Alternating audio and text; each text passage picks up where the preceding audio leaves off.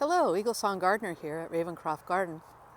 This morning I'm taking a walk. It's October 19th, I think, and I'm taking a walk around the Triskele Garden. We've got a lot of changes coming ahead and the garden's expanding. I just wanted to show you what a fall garden looks like. This is our fall no-dig garden.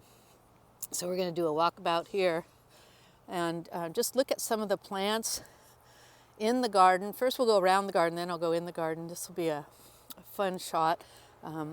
Here's our new expanded version of the Triskele. This is no dig. Cardboard was laid down and then the barn waste was put on top, the bedding from the barn.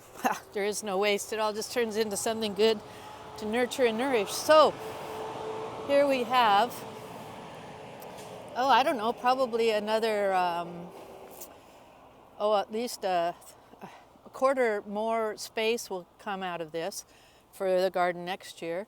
We'll be growing, I don't know what in it. That's the fun part of doing this way, is that there is a lot of imagination, but there's a lot of watching and waiting and seeing what actually comes of our seeding and different things each year. So the bean harvest was really wonderful. The sky is pretty good this morning. So it looks like it's going to be our last sunny day for a week or two, and just a lot of food still here in the garden. I love this time in the garden because it looks so, I don't know what to say. It's just a lot of death. And here we have the fall crops. The kales coming on will feed us through the winter, and lettuces below that.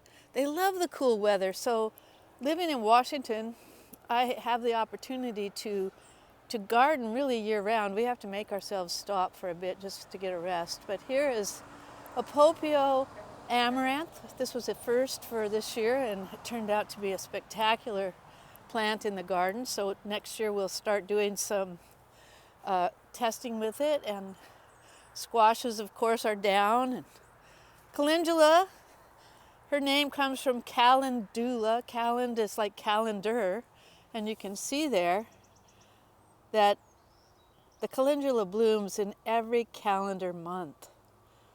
Yes, so Calendula.